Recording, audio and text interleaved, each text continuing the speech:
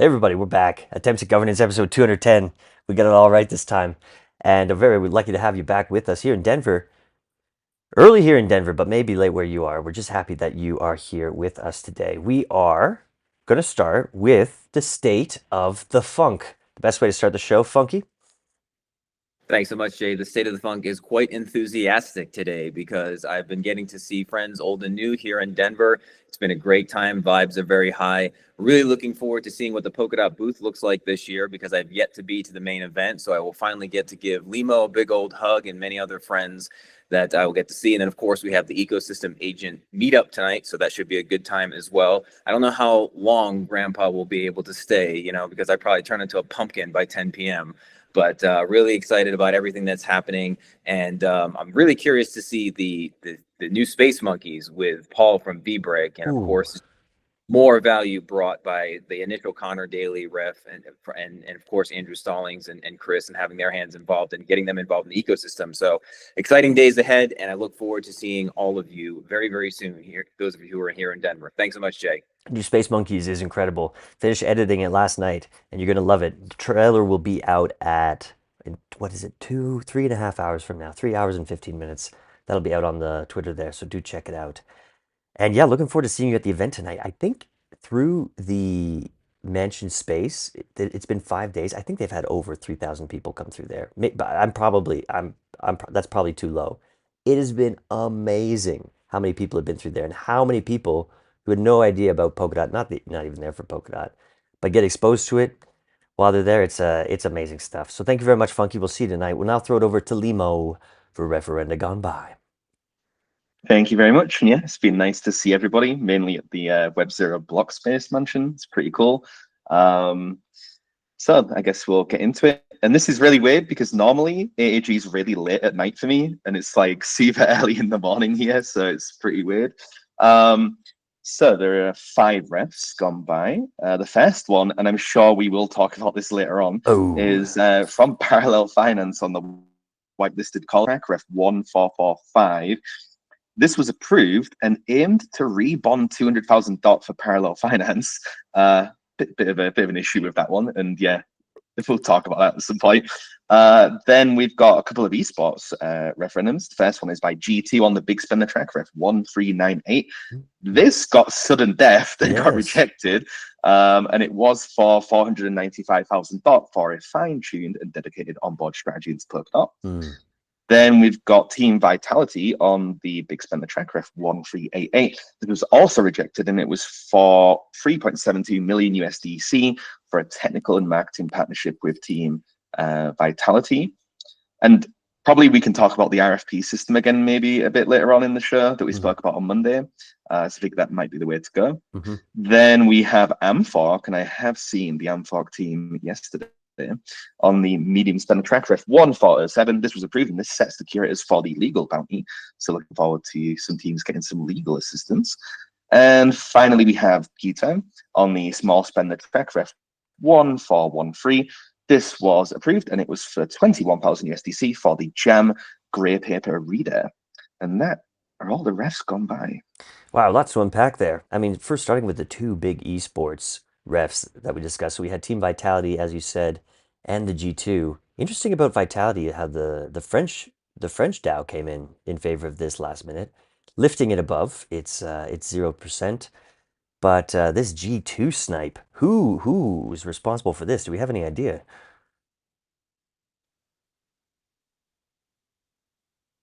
Oh, I can't see the screen right now, but I'm assuming we're getting some shaking heads. So, what do Limo, spill it. What are you talking about, Limo, with the RFP thing? Why do you think that's going to help this situation? So, like we spoke about on Monday, if Polkadot wants to sponsor esports teams, we probably should, in the community, have a discussion on what exactly we want from esports teams, right? So, like, one of the key things is having a logo on the jersey. Then there's marketing activations. There's maybe physical space, all this sort of stuff, right? We need to come up with what we want, right? And properly scope it out, and then put a budget to it.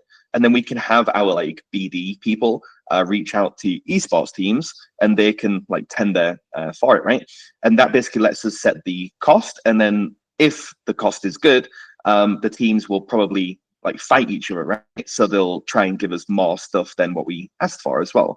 And you can do this with everything, right? With infrastructure, with whatever it is, right? We should be probably setting what we want and then kind of getting the word out there for people to tender for it, and then we can like review the submissions and get the best deal, right? Because then that avoids like 4 different companies with the same scope applying at the same time and it being rather hard to judge, right? If we set the requirements, then I think we win.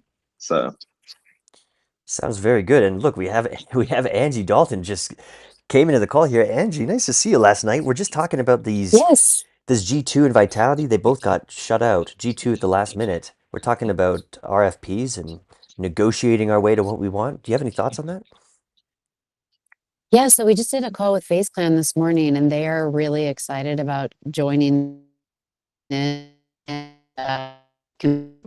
with the other guys and their competitors, G2, Heroic, Vitality, and I think it's really great for us, honestly, because people are noticing this buzz in Polkadot and around esports, and it's bringing in kind of the best. I mean, FaZe is the leader in the space, so I think it's exciting.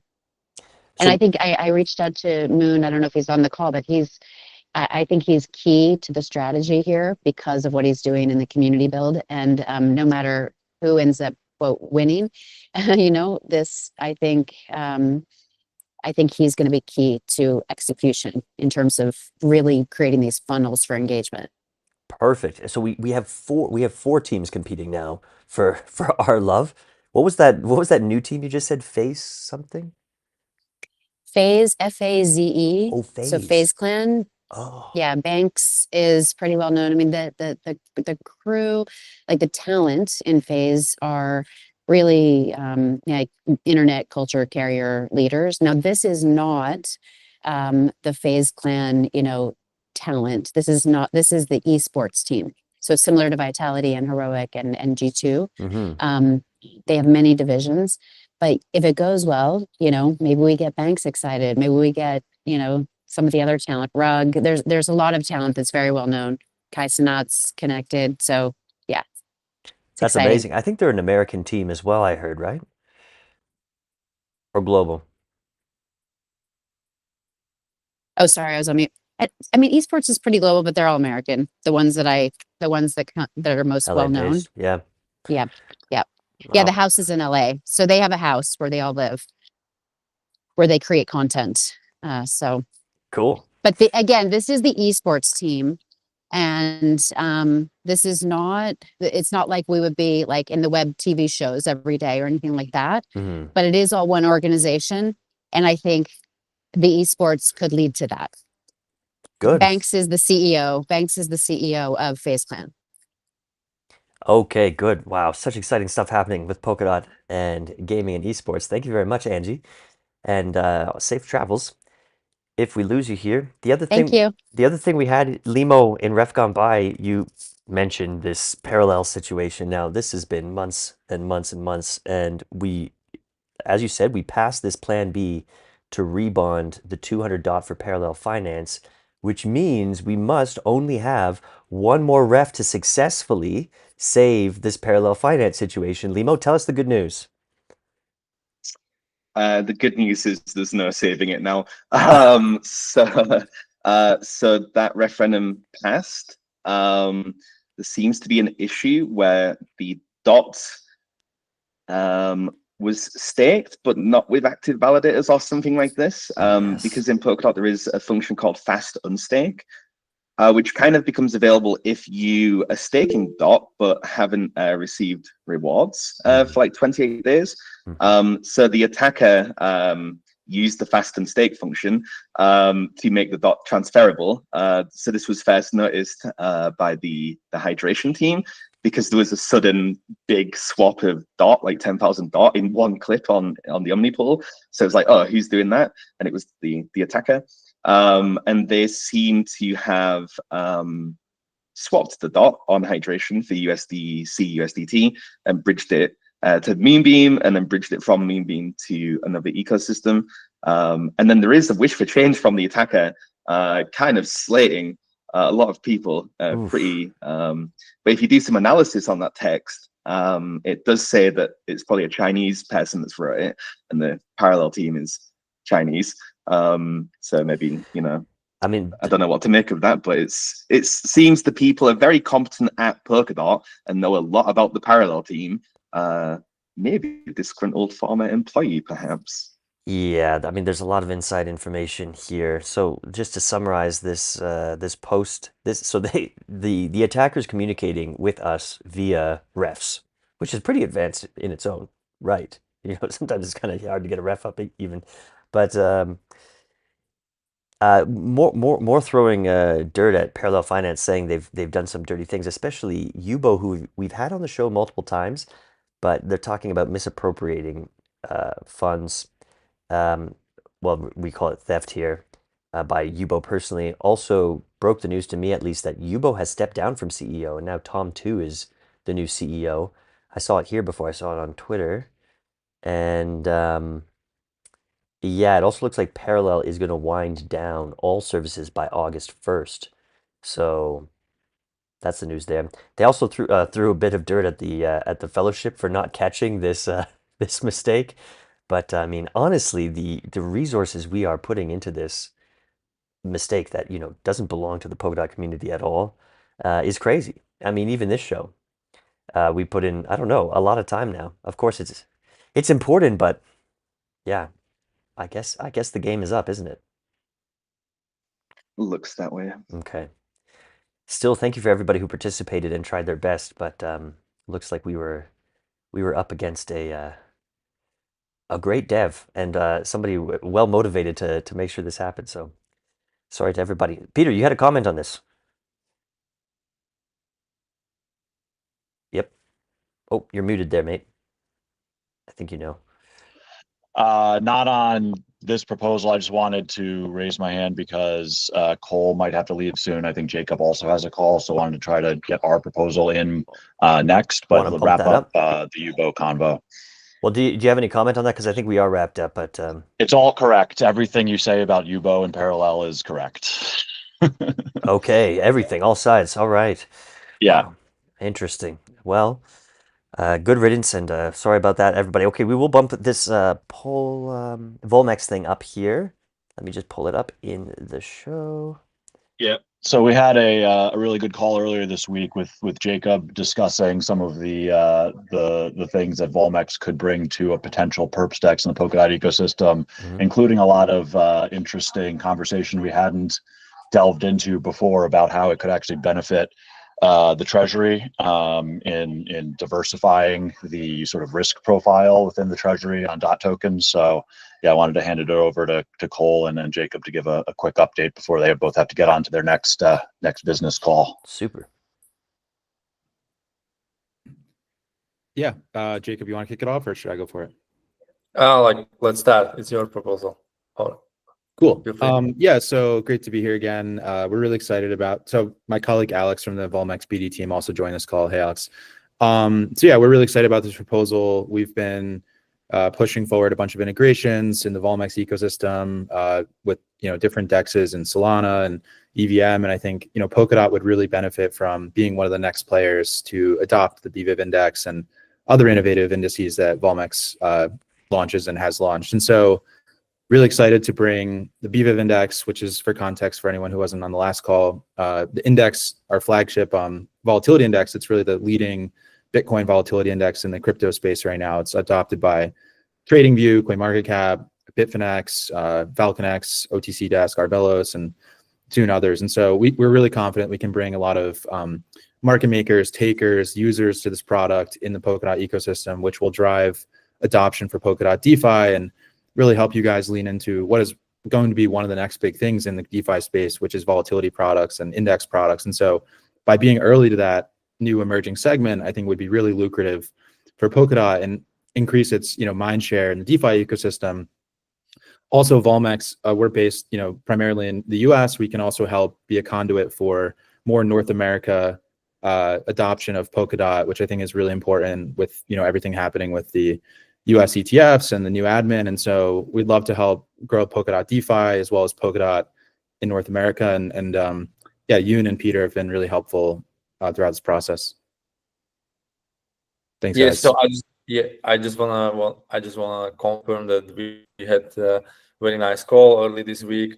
Like I think the chemistry was there. Like already was thinking about some products tailor-made for the ecosystem, or like not even tailor-made for the ecosystem, but how they can benefit the ecosystem, especially Polkadot Treasury. Like one of my biggest concern for a long time is how Polkadot Treasury is exposed to super big volatility of the token, which obviously got much better thanks to the DCA diversification to the treasury. But it's like if we can adjust it with the indexed tokenized volatility index, that would be even more interesting and pretty advanced, and on the other hand, very low maintenance. So yeah, I got pretty excited about it, and it would be great if we can, as an ecosystem and community, support this for various reasons, like more advanced, more interesting, but a real useful product. But also, Cole here, for those who don't know, he's quite DeFi veteran. He was organizing the DeFi meetups in New York from 2018. I think in New York, I think the team is like very well connected and positioned in places where we want, or like what was the topic of the last months about like positioning better for the US market and people and funds. And so I think that this proposal checks all boxes. Yeah, thanks, Jacob. There are also a couple pieces of feedback that we got very recently that was a little bit confusing, but are surprising. For example, some people thought that this proposal was proposing to build a competitive perps DEX from the ground up and have it paid for by the Treasury. That is not what this is proposing, and perhaps it could have been made more clear, but it is to bring the volatility index product to a perps DEX that is going to be launching at some point on Polkadot, and to do the integration work so that it can launch alongside that product as one of those, you know, differentiating features, right? Because this sort of volatility trading functionality is not something that's available on every other perps DEX, which will, you know, provide that sort of shiny object to make it different and attract more users. So yeah, definitely not building a DEX from the ground up for perps and asking the Treasury to pay for it. I think that number would also just be a lot higher than 375 to do that work. So it's just the integration of the product, and then yeah, as Jacob was saying, like being able to trade volatility as the Treasury to manage the downside risk of just holding so much DOT, alongside the stablecoin DCA program that's been successful to date, I think will make the Treasury itself a lot more robust for Polkadot as an ecosystem. And I will have also one point that a lot of people in ecosystem is actually often asking me when perps on hydration, and until now I was like pretty hesitant to rush it because like hyperliquid like literally annihilated all the DYDXs of the world and other. So I was hesitant to rush and launch undifferentiated product offering with this proposal. Our offering could be way more interested, especially combined with our money market, etc. So this could also help to motivate us to speed up things on this Yeah, front so as well. Chaos DAO, the Koos, Lenexus, Lucky Friday, all nay votes. The Hungarian DV just came in as an A earlier today or last night. We'll be knocking on your doors. I know a lot of these DAOs don't like being directly contacted. I think that's a norm that should change, but we're Koos here. DAO does. Koos DAO does. You know, please flip your votes in the next 48 hours, or else I'm going to come find you in your sleep. Well, it generally, we do find it is hard to flip a vote with new information late into the ref, but hopefully we can do it. But you know, you can come directly into Koos DAO. It's all public, right? Yep. Okay, good. Yoon? Thanks, guys. Hey, Thank you, yeah, I Cole. just want to mention that guys, I mean, obviously we've been in the ecosystem for a long time, and we know all the issues with the ecosystem and what people complain about. Here we have a product that's relatively unique, and that's going to give us an edge against other ecosystem. It's US based, New York based actually. So this product addresses it starts to address a lot of concerns people have about our ecosystem, right? Not North America focused enough, not DeFi focused enough, no differentiated product. And so, we are a little perplexed as to why this is getting, not more support, actually. What do you mean, Yoon? We explicitly said, and many groups all said, we're waiting to hear who's going to Exactly. integrate it. Yeah. Fair enough. And, we obviously, brought Jacob was very helpful to, gives his thoughts on this, right? Yeah. I think he was very helpful. So, no, we understand that part. So, now here we are, after this call. Hopefully this addresses a lot of people's concerns. And hopefully, you guys support us, you change your mind. Some of you guys were nay voters for now. Nice. I'm going to go vote aye and Kusta. Now, I mean, I was waiting to hear. Let's build together, guys. Let's take Polkadot DeFi to the next level and launch some innovative products. Will be really great for the ecosystem. And thanks, Yoon. Thanks, Peter. Thanks, Jacob. Great to be here, and let's build. Yeah, you guys can now build the important things. Do your meetings, cool. Back to important things like Yubo. No, I'm kidding. Sorry. Yeah, we have some more thoughts about that at some point. Yeah, Cheers, would be guys. good to hear. All right, we have Jose, and then Raul has a comment. Yeah, volatility indexes, right? Isn't that the tools that the basically Bitcoin maxis are just using to jump from Bitcoin to alts and back and forth all the time?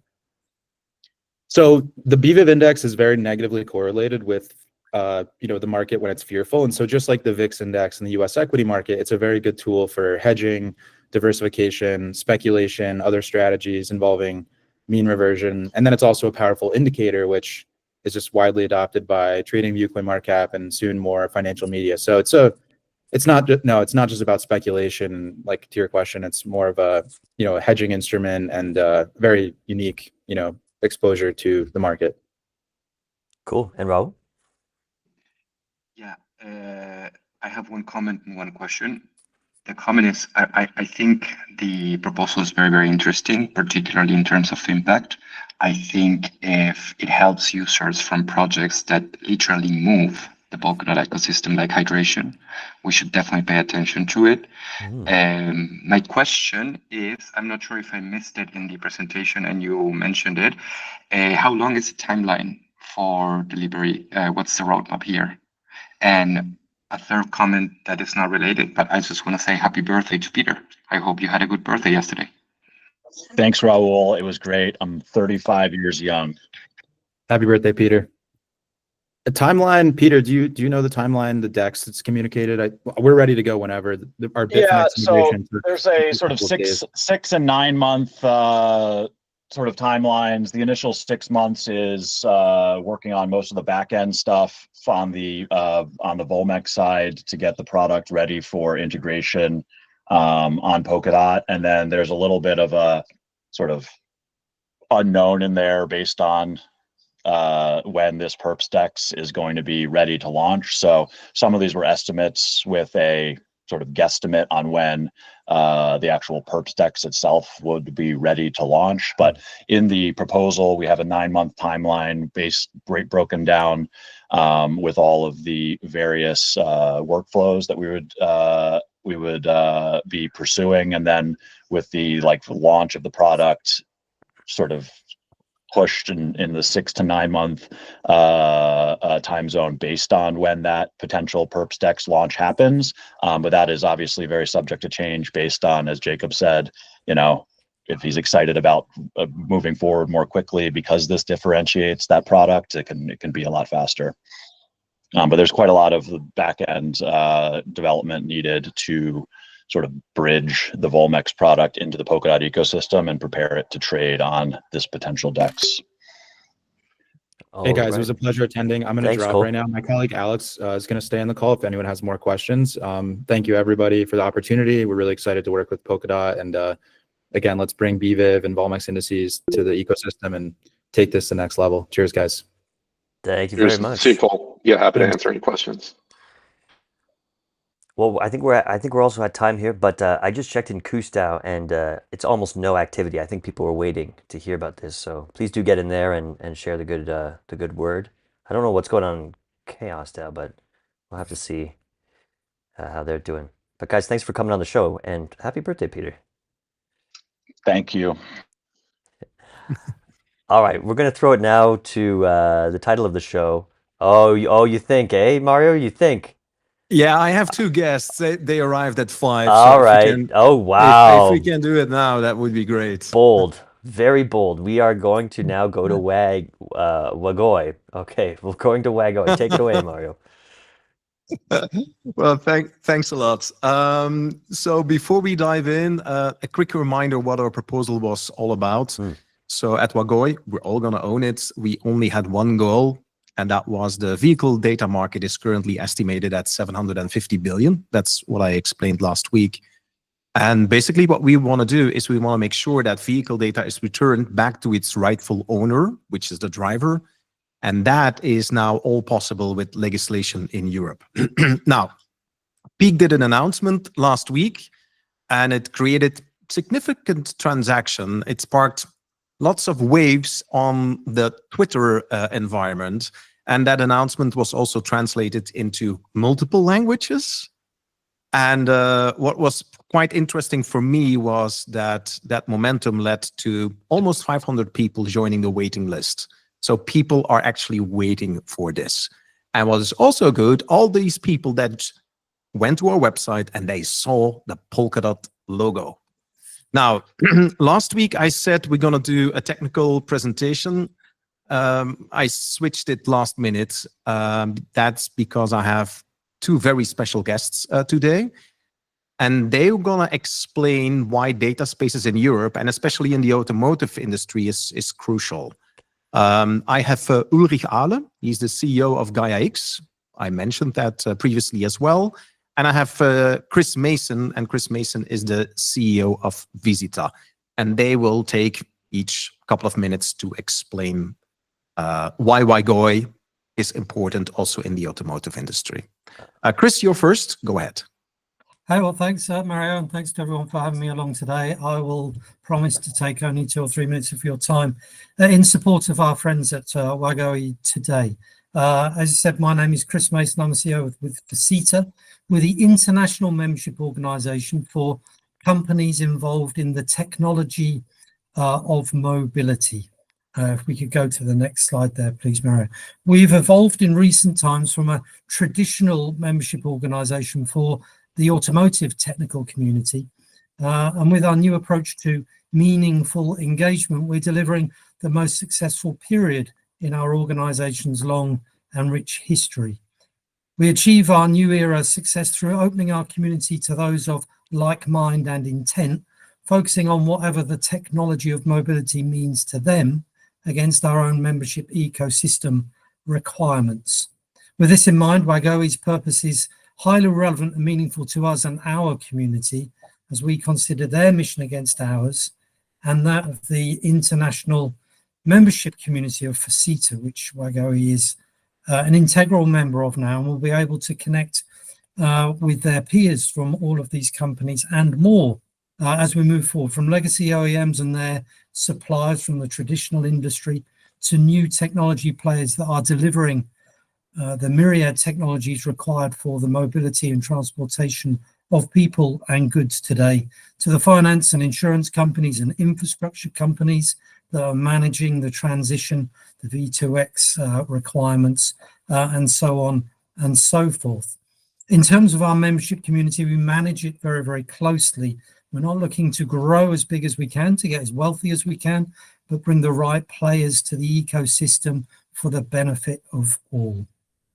So we do that by aligning the priority topics of the Visita technology and mobility ecosystem. There's a map on the left-hand side here, which sees the topics that our members have identified for this 2-year phase of engagement.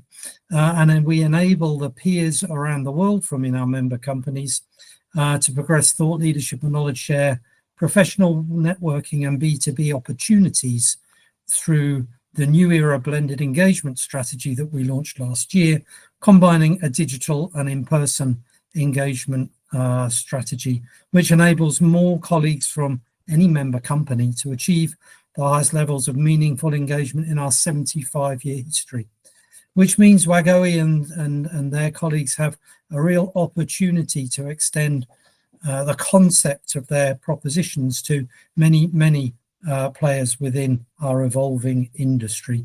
And utilizing the digital Faceta Connect platform and the biennial World Mobility Conference, our in-person event, we deliver a 2-year cadence focusing on connecting the right people for the right reasons in the right way at the right time.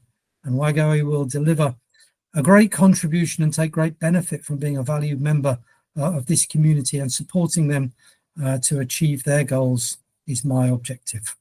Thanks for listening. I hope I did that in under 4 minutes. Yeah, you did. You did really, really great. Thanks a lot. I also have Ulrich. Ulrich, thanks for being here. You can take it away as well.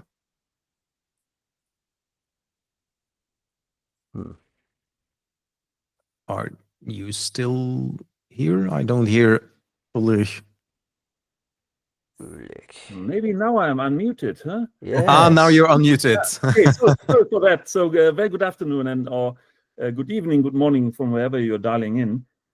Gaia X is a member-driven organization which was created 4 years ago, originally by 11 French, 11 German organizations, several from automotive like BMW. Now we are more than 250 members from around the world, and it is all about data.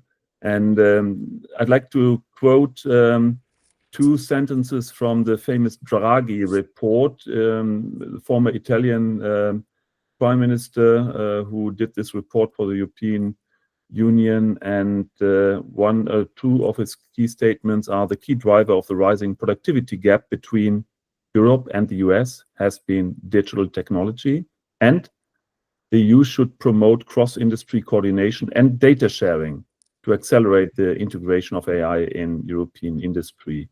And to finish with the last sentence on this slide, the paradox: Europe produces massive amount of industrial data, and let's take data coming from cars into this industrial data, but it remains siloed within companies and industries. And WAGO has the target to release this data and to use this data. And this joins us with our mission or our vision at Gaia X to enable trusted, decentralized digital ecosystems. And we are doing this by defining policies and rules which are documented in the Gaia X compliance document, which you can see on the left side, and implemented in a Gaia X digital clearinghouse, as we call it, which is following the architecture which is described on the right side in the technical compatibility specs. And these digital clearinghouses are implementing these rules, and there are rules describing a certain level of conformity, from a base conformity up to a very high level of security and conformity, where the highest level can only be fulfilled by European headquartered companies. You see it, this level 3 on the right side, and the last line for dedicated high security environments. For example, Airbus brought out now RFPs requesting this level, or the French electricity company EDF as some examples. And overall, it plays together by obtaining this Gaia X technical compatibility by using the compatibility specs plus a TCK and a reference software toolkit to enable semantic and technical interoperability. And this is also important when talking about data coming from cars, to have this interoperability. And on the other hand, the Gaia X compliance is obtained by using this compliance document plus the before mentioned Gaia X Digital Clearinghouse to have the legal and organizational interoperability. And we have a lot of projects which are implementing this at the moment, roughly 180 in Europe. And on the next page, we see some of the endorsed projects. Oh, Sorry, I skipped that slide. You skipped that. So then let me just mention that there are, out of this 180 projects, roughly 20 which are endorsed as so-called lighthouse projects and lighthouse data spaces, which are in the meantime up and running. And the flagship data space is called Catena X in the automotive industry, where automotive OEMs like BMW, as I mentioned before, are sharing data with their supply chain and connecting thousands of companies within one data space. All right. Well, we are Thanks. at time there, guys. I want to say thank you both very much for coming on to this show and improving it with all the information you brought. Mario, in 2 sentences, because we're all going to own this data, can you tell us why these 2 partnerships will make our data more valuable that we're going to own? Yeah. So Visita is what you saw is they have the right connections with the automotive brands. That's really important. Also, when you look at, I think, did I saw Chris also BP on your slides, etc. Very important also for us. The second thing is when you hear the talk about Gaia X, why is that important? Because every car brand will handle according to the right standards, and that is Gaia X. So if you don't comply to Gaia X, I mean, you have no way to step into a car brand. Okay. So we need to comply with that standard. It makes everyone's lives lots easier. Okay, makes perfect sense. All right, thanks very much. I remember Gaia X from other research, maybe Energy Web was dealing with them or something like that, but we've heard other people in the past. In total, we are addressing 16 different verticals. Where, yes. Industry and automotive is one, but also energy, healthcare, mobility, and so on. Yes, very good. Guys, thank you very much for coming on. We appreciate it. My Thanks a pleasure. lot. Thanks very much. Thank you, Chris. Thank you, Ulrich. Bye-bye. Thanks, guys. Exciting stuff. All right. So now, if there are no more bold interjections, I'd like to get to this discussion post here. And this is with Raul. So this is for Just 2.0, retroactive compensation for contributions to the Polkadot ecosystem. A bit of misunderstanding in DMs here. I don't know if we were ready to present today, but I did name the show after it. So Raul's gonna very kindly come and say a few words, a little preview here. Raul, thank you for being here. I'm so honored you name the show, this episode after our proposal. It's so exciting. Good. So yeah, we have posted our proposal for discussion first, as we always do. We first put it up for discussion and then on-chain vote, so people can provide feedback, comments, ask any questions. The post number is 2823.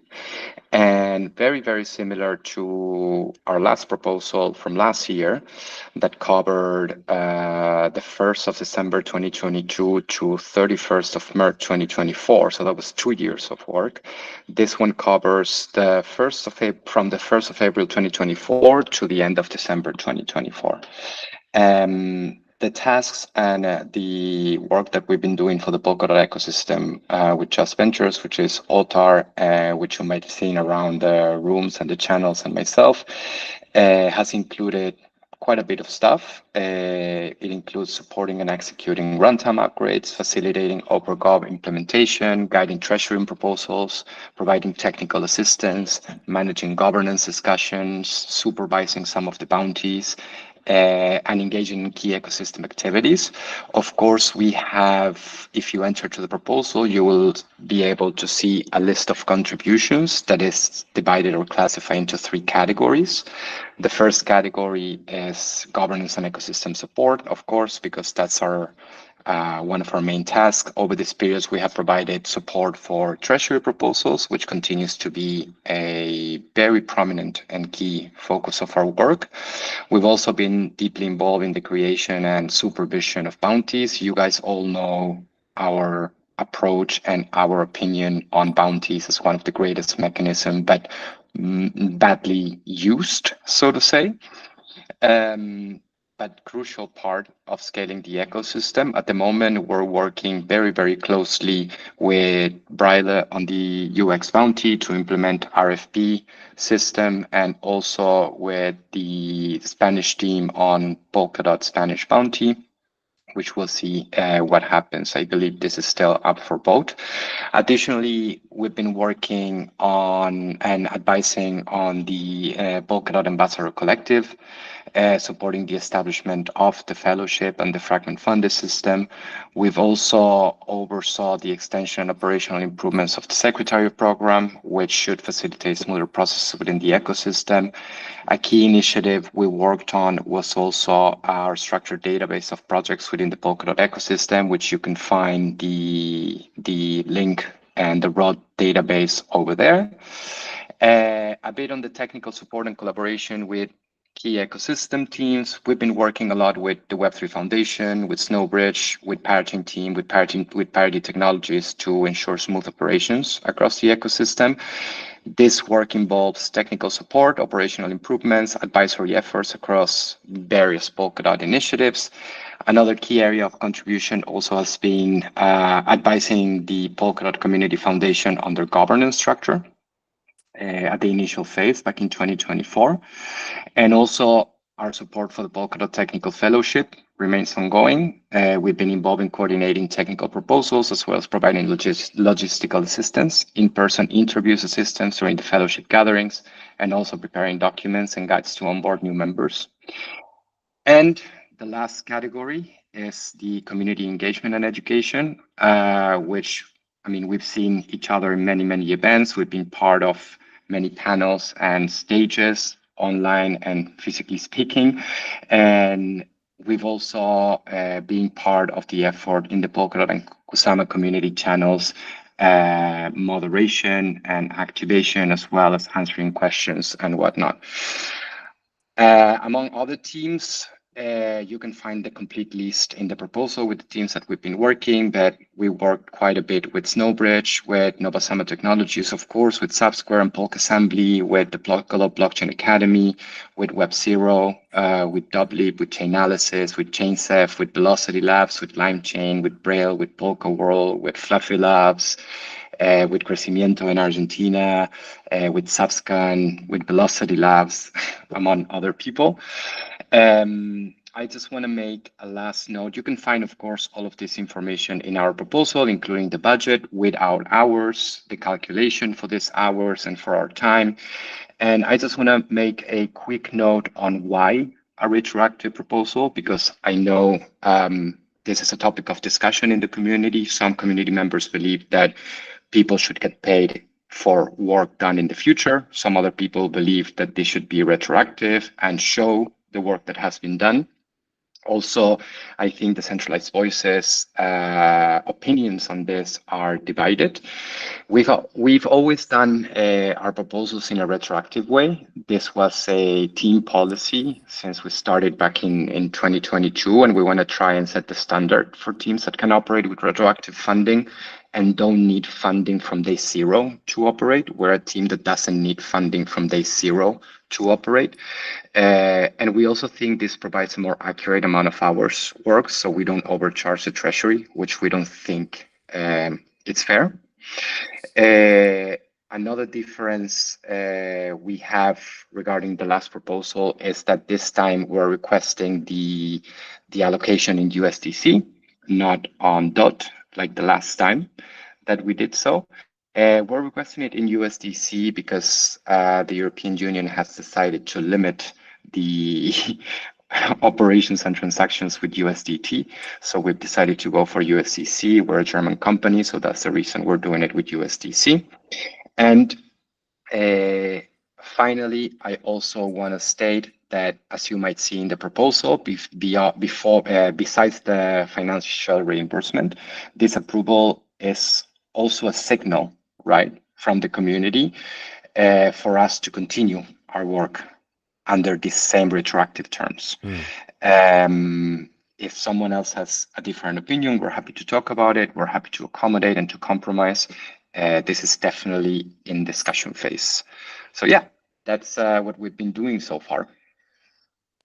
Great stuff. Thank you very much, Raul. So do we have any comments or questions or concerns on this? Jose? Let me jump on that. This is just creating the minimum standard anyone asking for retroactive payments should follow. This is it, right? I mean, just follow that, ask for the money, you're going to be given. And Raul, we just, it's just that your track record is amazing, man. So yeah, you get my vote. So Thank you so much. Anybody else? No, really appreciate the work you and Otar do in the ecosystem. So looking forward to seeing this go on chain and yeah, getting good news and seeing your continued work. What would be the goal for this this next retroactive or this next year going forward? What would you like to achieve? Yeah, so I think a big goal for 2025 for us is to work with as many bounties as possible that are active in order for these bounties to be able to streamline their operations in an RFP way. We really, really think that curators are the experts in the scope of the bounty. I mean, I've said this many, many times, and these curators should have an opinion on what the ecosystem needs in the scope of work of the bounty, and these curators should decide to open requests for proposals on particular things that the ecosystem needs. If this is on marketing, then be it on marketing. If this is on UX, then be it on UX, and so on. We will have very exciting news from the Bridal team working on the UX bounty soon. Hopefully we'll be able to see it. I told them also that they can come to AAG and present it here. They have a couple of RFPs that they want to open. They look very, very interesting, and I think it's definitely something the ecosystem needs. So we're going to be focusing a lot on trying to help the community use bounties mechanism in the right way. Probably this year we'll bring a lot of runtime upgrades with a lot of migrations. And a lot of very exciting things on Asset Hub. So probably working very hard on that as well with the developers and the fellowship. Working on that, we're not technical people, we're not developers, but we understand the governance process and how it works and what we need to take into account. So also that's a big point for this year in our role. Very good. So yeah, this this RFP thing that we were talking about at the top of the show, this is kind of different than a lot of bounties right now that are basically just fielding proposals that are coming in. They're kind of just acting like OpenGov, but more of like a council. Correct. Yeah, good stuff. Okay, thanks a lot, Raul. Thank you. We're now going to move on to hear from Peer3. Peer3, we had Luca on the show, I believe, and we are over halfway through the decision period. And this could go either way, currently sitting at almost 40%. And let's check out what the vote is here. We have Saxonburg on the I side, Chaos on the nay side. Everyone else is hanging back and waiting to see what else we can find out about this proposal. Luca, welcome back to the show. Hey. I think we're doing pretty good now in the KUS. You guys still have to cast the vote, but we have more than 2/3 majority. So great. I'm pretty up. Yeah. Overall, the feedback that we're receiving now is good. For this episode, we'll focus more on the use cases. I think we've concluded all of the tech talks, hopefully, especially also with Jeff coming on the previous show on AG. This Tuesday, we did Twitter space with a couple of ecosystem projects. Some are already reaching out and expressed interest to use this SDK in their products. And we have a person on the team today who is a professional poker player who will talk more about that use case and how he's helping us tackle the entire market, not just Web3, but also Web2, and make something that at the end of the day is useful to everyone. So Ged, I'm passing the mic to you. Yeah, thanks, Luca. Hi, yeah, so hey, welcome. I'm part of the team. Cheers. And I focus far from the only use case, but it's one that we've focused on the most, and I think it's also the easiest to demonstrate. So if I can share my screen, if that's all right, I can just show a little bit of the gameplay. Should do. Okay.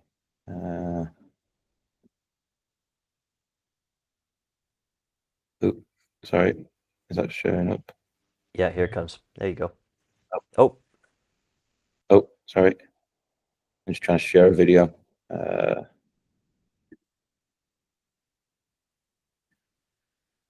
Okay, that work? No? something's coming. Something's coming. Oh.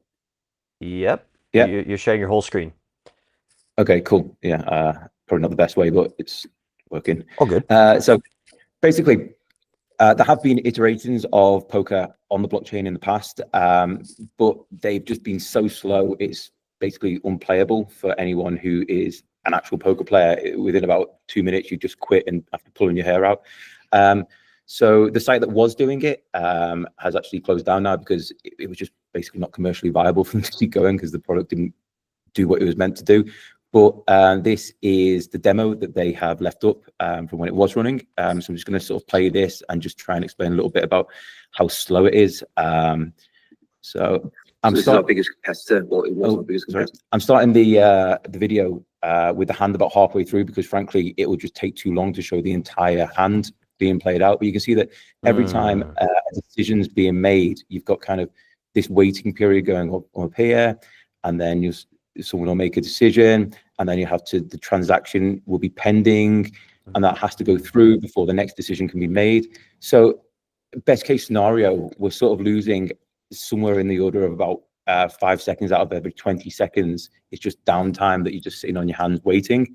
And you might not think that that's that bad for a game, but when people are used to playing it a lot quicker, they're never ever going to transfer over to Web3. And this is me playing on a normal Web2 application earlier today. This is a typical Web2. So you can see that every time I click one of the buttons, like the fold button or what have you, it just engages straight away and the interaction happens. There's no waiting for processing time, and you can obviously play as many tables as you want with this as well.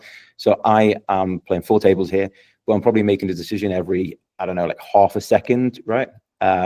So it's somewhere, I would imagine, like 50 times quicker to play like this than it would be to try and play on the iteration that was built on Web3. And that's even like optimizing all the roll-ups and like everything that they possibly could use. They still couldn't make it work. And this is what Peer3 essentially is able to solve. You know, it's that demonstration is of course for poker, but a lot of other use cases are going to be exactly the same. You know, it just speaks to how big the gap is in the user experience that's able to be offered through Web3 for a lot of things. And you know, obviously, what we're trying to build here, the SDK is going to be a common good. So all the other use cases that can come through, people can just come and use the SDK, and they can build out their own use cases for it. The 2 big things that it's unlocking are instantaneous interactions between the state channels. You know, there's none of this like transaction pending, having to wait for something to go through. It just happens instantly. And the second thing is there's no like overburdensome nature of having to pay fees every time you do every little thing.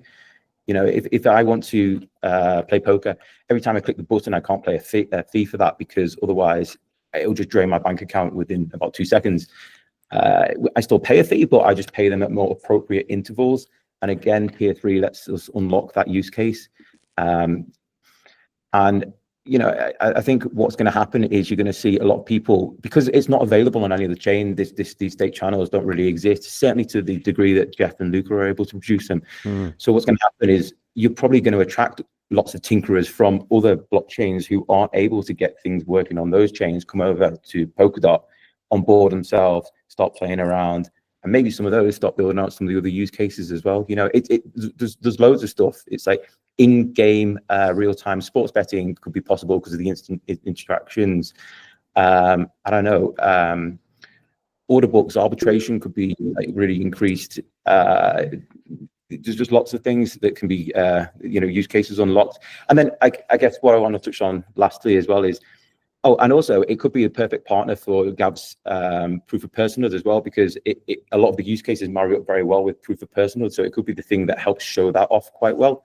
And then lastly, I just want to say a little bit about the team behind it, because I think Luca maybe hasn't done a good enough job in saying who he is and what he's doing. So you've got basically Jeff, who came on and probably frazzled everyone's brain last week, who's some sort of cryptography savant, right? Like he might be one of the leading experts in the world at actually being able to produce this thing that we're trying to produce. You've got Casper, who's the CFO of Mythical Games, right? Like the Polkadot's biggest partner, has been a co-founder of Polymech, has been, I think he was CFO maybe of Web3 Foundation as well. And you've got Luca, who's like this sort of wonder kid who's come out of nowhere, jacked in Microsoft, jumped into PBA Hong Kong, got a distinction from that, disappeared to go and build state channels by himself, impressed so many people along the way that he was able to build the aforementioned Wonder team. Then he goes and manages to secure the highest Web3 grant, ships that within about 6 months with no messing around, no milestones missed, no mishandling of funds, none of the rubbish that we see all too often. Like, if we're going to get it behind a team, isn't this the team that we should be getting behind? Like the grassroots, like cut them and they bleed pink, like Polkadot hardcore people. And this is a use case that could just unlock so much, right? So I think if we're swinging for the fences, it's a great thing to swing for, I love it. Thank you very much. Strong support there. We're almost out of time here, so I think we should hear from Angie. Yeah, I just wondered if you have user acquisition or / marketing money in this proposal. And by the way, I nominate Jed to run that user acquisition. That was a great pitch. Yeah, I can comment on this. Like, we're in talks with VCs for the business for poker, and we are already in talks with a couple of casinos to have a pilot program in Africa. What we're really selling here, apart from the good user experience and what is enabled through Web3, is trustless and permissionless aggregation. So all of these small players can come and pool their players together, and they can compete with the big guys. And for the big guys, this is also kind of interesting because it expands their presence to global markets. So when you look at I'm sorry to interrupt, but my question was about the competitor that he was talking about. Like, it seems like we could go after all of those players and just sweep them over. Yeah. That's the thing. That's what I'm trying to explain. Like with the white labels, like it doesn't really matter if they play through us or they play through a casino. The competitor in his video, they already closed the doors and they're not probably up and running anymore. So this is like, we're just like having less competitors now. And that's what we are like focusing now, is like having this like trustless aggregation. Give a white label to one casino, to another, to a third. Like they plug in, they bring on their players, and all of that is trustless. There is no intermediary, and we pool them all together to this system, and everything is secured ultimately by Polkadot.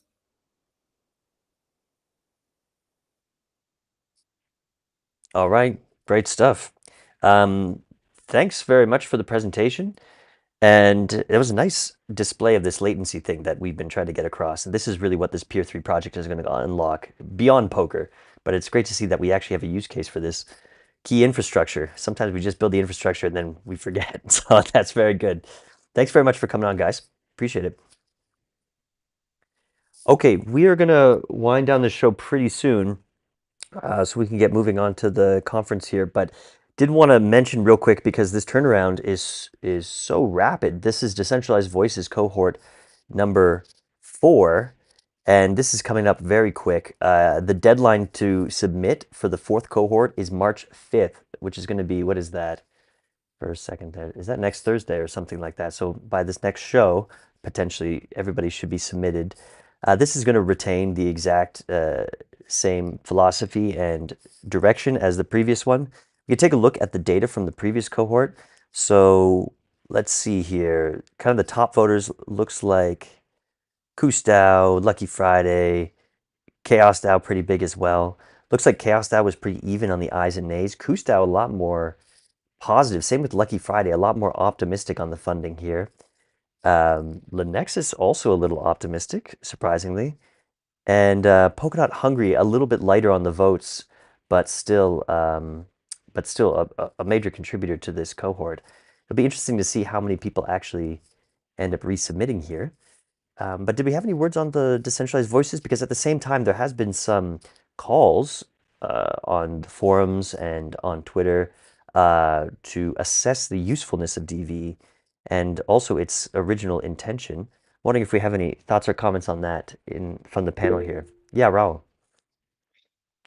I've been reading the discussions about the Centralized Voices program. I personally think DV program is a great way for small token holders to participate, to unite in collectives. I think it provides one element to make the new Polkadot governance, the Open Gov, a hybrid in between representative and direct democracy. I think it's a great experiment. And you can be against the program if you want, but I think we can all agree that one good thing that this program has brought is it has activated the discussion in the community about the proposals, about the Polkadot roadmap. It has included many voices in the discussion of Polkadot roadmap.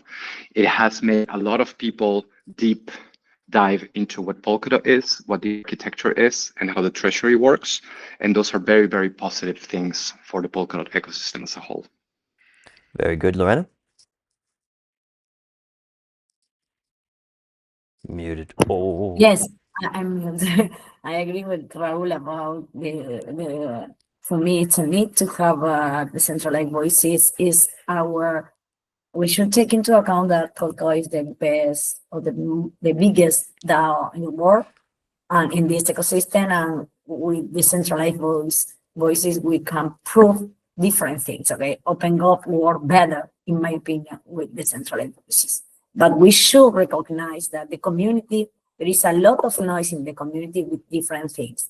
Okay, and we should recognize that. And we should have more voices and the decentralized voices. In my opinion, the voices are centralized in a way. So we need to improve that.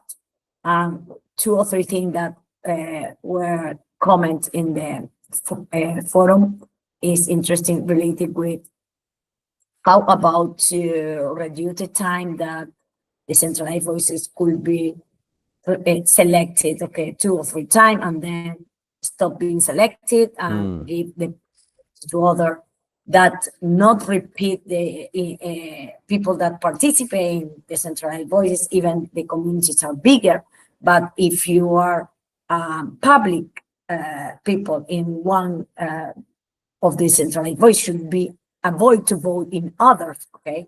Yeah. And that kind of things should be very clear. For Okay. me, it's mandatory to reduce this overlapping of vote.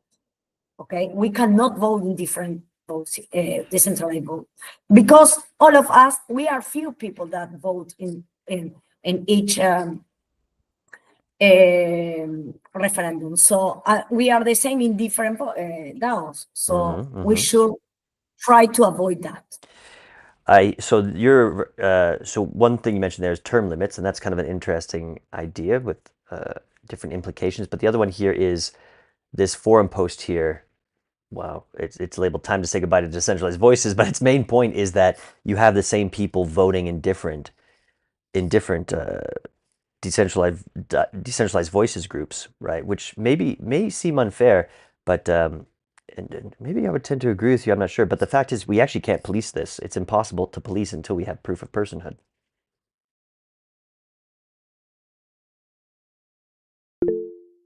Yes, Lorna?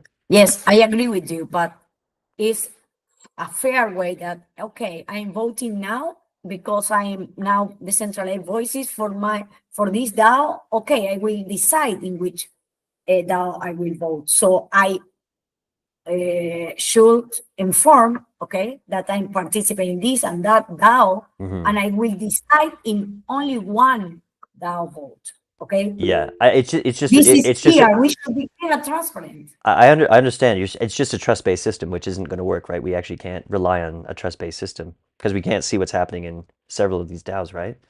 Yeah, Jose. Yeah, one thing I want to outline is, like, Decentralized Voices is a great program for this phase of Polkadot, really, right? I mean, as we get distribution going, it should be less and less for, teams. Now, what I want to outline is that some of these DAOs that have received decentralized voices have already received also voting delegations from other people, and they have become kind of strong. So, probably the centralized voice should be looking at that and basically making sure that we're not creating a whale within the centralized voices too, right? So, right. That's very true. Like Chaos DAO, for instance, has over 10 million votes now. right. And I guess they are a little bit of a whale. And the original intention of decentralized voices was to drive delegations to the anointed groups. And this hasn't really worked out in many cases, though it did work out in Chaos DAO. But I think we'll work throughout, right? I mean, but it's just giving them time, right? Yeah. The problem is, consecutive periods and things. Now it's just a concentration of power here, right? So Yeah, that's interesting. I do wonder when that would come to an end and if it's being considered or not. Very interesting.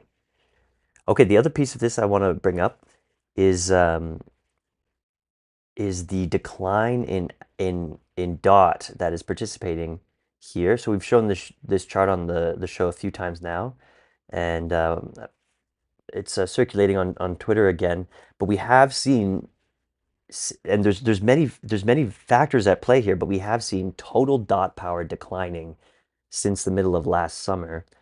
Now this is partially because Giotto got out of the game, so that was a lot of DOT there. But even so, total DOT participating in OpenGov, total DOT power participating in OpenGov is declining. So this is kind of the nuances of the chart are important here, because this is total DOT power. What we have at play here is the number of refs being submitted, so that's opportunity to vote. We have the conviction of the DOT participating in OpenGov, and then we have the amount of DOT itself. So there's a lot of different factors here, but we can't ignore this decline in total DOT voting power. Although I have seen some people on Twitter just pretend it's not happening. I think it's not a good idea to pretend it's not happening. We have direct voting power approaching 0 for January 2025, and really kind of just OpenGov standing on DVs and a few other delegated groups here. Any comments or questions or any thoughts or questions about that? Yeah, Jakob? Yeah, I think, the problem is that not many normal people, they can follow everything. Like the normal, like the basically governance is at first liability. Sometimes I really wish to be more like Bitcoin, where everything is ossified, but it's not possible, obviously. That's why we are here. But more importantly, the only people who can pay like attention all the time to all the referendas and everything are people who are like somehow like full-time employed by ecosystem, or they have nothing to do. Like, for example, like me myself, I don't have time to follow things. So I think the best outcome should be the higher professionalization of governance itself. So there should be bodies or sub-DAOs similar to decentralized voices, but something like bounties, but with basically more resources and more responsibilities, and then voters would be just voting on approving the strategy for the network and ecosystem and some like smaller ad hoc things. But we should stop doing these like random referenda, like some silver bullet for marketing here, and then another silver bullet for the liquidity, and then another silver bullet for ecosystem traction here and there from random people, random one-off initiatives, and rather approve some sort of ecosystem strategy with ecosystem board and with people who will be executing on these strategies, and there will be like resource enough and they will have free hands enough that they can execute on it best as they can, and they will be also incentivized enough that they will be motivated to working for the best output and outcome for the ecosystem, and not, for example, optimize on hours, as is also like often the case with the grants and proposals, that people are optimizing rather on hours than outcomes because they are not sure if they will get approved.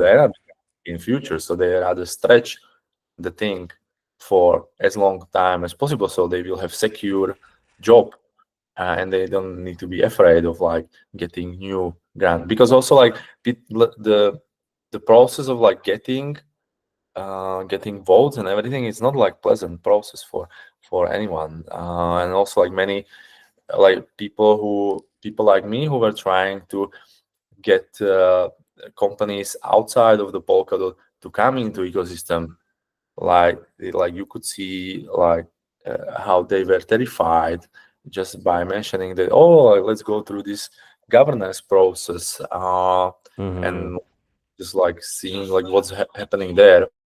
Well, I think we're taking steps in the right direction with the bounty programs starting to get a little bit more mature. That could also be why we see less participation in OpenGov, although I'm not perfectly sure. Angie, what do you think? I was just going to say there's something to think about with timing of voting, whether you're a DV or you're maybe not voting, but with this RFP process that Raul is leading, I definitely want to work with you, Raul, because we have to expect as we become more competitive and kind of more professionalized, that competitors will come in at the last minute, and we need to have the ability to have, to evaluate those, to pit them against each other, to negotiate the best price for Polkadot, to, really understand the details and the nuances of all of that. So there's going to be like this last minute job that I think the bounties can do, and I definitely want to brainstorm other ways to do it. I don't know. There's got to be there have to be some ways to do that, because I think what Jacob is saying is that it'll only get worse as we become more professional in terms of how deep we need to be, how nuanced we need to be, how intense we need to negotiate. And then on the flip side, on the DV side, to get more professional, it feels like it would be great if they could vote a little earlier as a responsibility, because that would help kind of, again, efficiency in the process. Thank you. Yeah, Lorena? Yes, related with Jacob and Angela mentioned before. I include in the chat. For me, it's important the difference that we have as a Polkadot is OpenGov, and there is many other projects, protocols, and blockchain that are doing focus on the delegators and make more professional delegator. But we have a lot of problem with that, and there are many groups that are only focused in different countries and organizations that are only focused on governance, and they are working on put the delegators in each governance blockchain. So we should be very careful about that, okay? I understand that we should professionalize this, but take into account that we convert our blockchain in an state or be part of this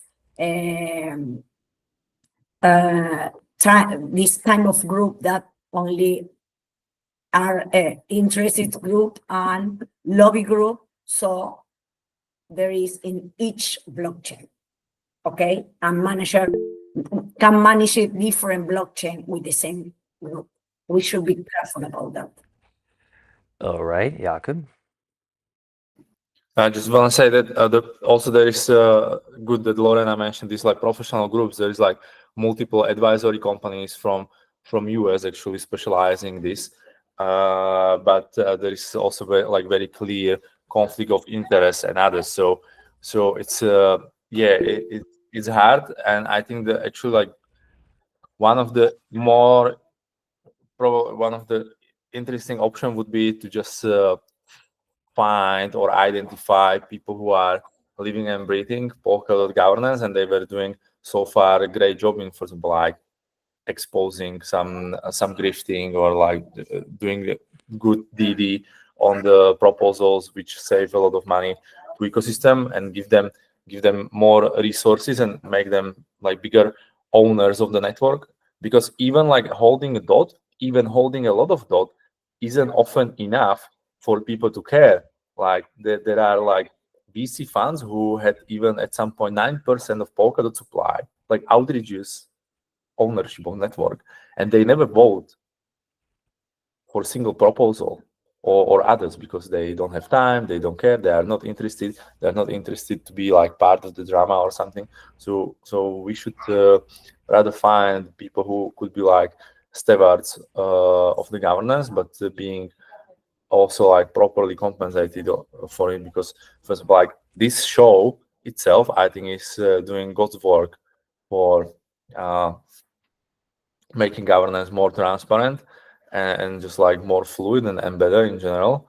But like, yeah, I'm not sure if you are like getting any anything for it. But the added value for the network is big. So maybe to find people like Lucy, Limo, and others, and incentivize them properly, because these are like, for example, like referring to the last Kusamarian podcast where Lucy was mentioning that she was working like 11 months for free until there was anything. It's like, I think this is and Jota could say like, oh, but she doesn't have any dots, so her voice isn't important or something. But I think there's such people with such commitment.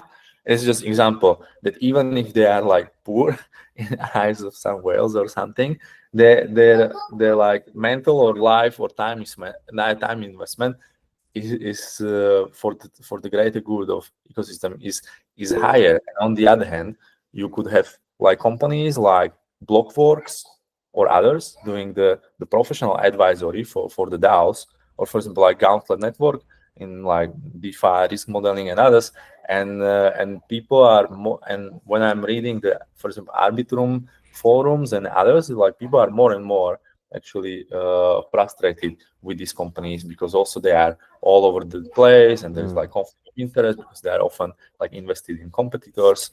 So it's very complex. It's very complex. Okay, thank Can you. I just add? Can I just add to his point? That is dangerous. I agree with you. Like, to get an outside group, they don't have stake in the game in terms of social stake with Polkadot. It's much better to get someone internal who knows, who wants to be a part of the community in the future, because otherwise you're going to get people who bring in their cronies and they get them their deals through. Yeah, very good. Jose. Yeah, you know, from what we've been learning in our DAO in permanence is that, you know, it takes a lot of time. It takes a lot of time to go through every proposal and everything. So, you know, you for sure, if you want to do a good job, you know, about, you know, in governance, you need to be a group of people. Otherwise, you are going to fail. So you need to get organized. The other thing I want to add is, like, you know, everyone should be somehow remunerated if possible. So you're spending some time, let's just try to pay you for that.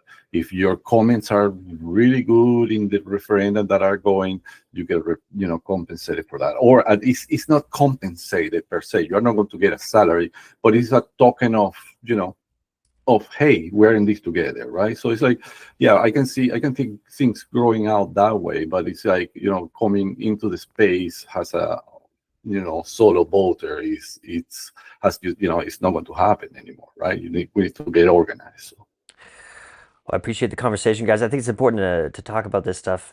Remember, it's not just about solar voting, but the general dot power participating OpenGov is on the decline. It's important to look at it. A lot of interesting ideas today. Feels like we want to kind of get into some more smaller groups managing smaller pots of money, which I think is always the direction we're going. And yeah, we'll have to see what happens with this next DV cohort and how long DV plays this, well, the biggest role in OpenGov. So we'll have to see about that. But thanks very much, everybody. Let's take a look at the refs that are on the go that we've seen in the show lately. We have Poke Assembly withdrawing their proposal for almost $1 million USDT. It's sitting at 3.4%, and they've withdrawn. I think they're going to submit something else, something a little more lean and a little more focused on fixing up the product they currently have instead of adding more to it. Spanish Bounty V3 is struggling right now with a week left. They're at 16.6% and looks like 6 or 7 days left for this top up of the bounty. We also have Polkapulse, the DeFi dashboard. We had them on the show a few times, 78,000 USDT, but they haven't been able to turn around this proposal, now at 3.2% in favor. And we also have the Brave proposal. So I'm thinking this one's going to have to be resubmitted. It went a little bit too far before turning around the proposal here. There were some changes to on the technical level that they made, but we'll have to see if they can turn around. But we'll need all the DVs to come back on this one. Let's see actually who we have here. So no DVs on the I side, Kustau, Lenexus, and Hungry on the nay side. And Saxonberg, Chaos DAO, and Lucky Friday abstaining right now. So I guess it could still come out here, but definitely some footwork to do there. Yeah, we talked about this emergency response plan for securing 200,000 DOT, which is no longer relevant, I suppose. And yes, Alice and Bob's community allowing the community foundation to work with the marketing bounty. This is still passing with 100% in favor. Quite a lot of talk about the PMF actually here in Denver, which is interesting. But we'll have to see if we can get that working for the DAO soon. Okay, that's it for everybody. We'll be back on Monday with another AAG. Do tune into Space Monkeys this Sunday. It's so big, and then VBrick is so big, and then I was editing it last night, and then I caught things that I forgot that it just makes it even bigger. You have to listen to this episode. It's so good, and the guests are also really fun. So do check that out. Okay, we're going to be at ETH Denver until Sunday. We'll see you again on Monday. Thanks very much, everybody. We'll see you soon. Thanks, guys. Appreciate it. Thank you. Thank you. Bye.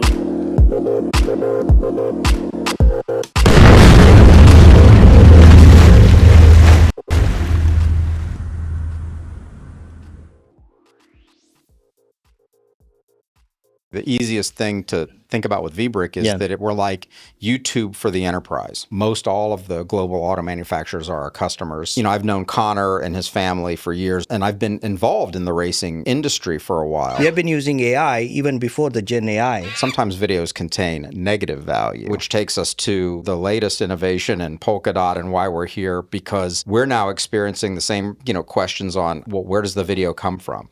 Right. Authenticity and all these issues have now come into place. But I think transactionally, it could be absolutely mammoth for Polkadot. And here's what we're looking at doing. This is the first time here on Space Monkeys, everybody, that we're going to announce what the name of it is.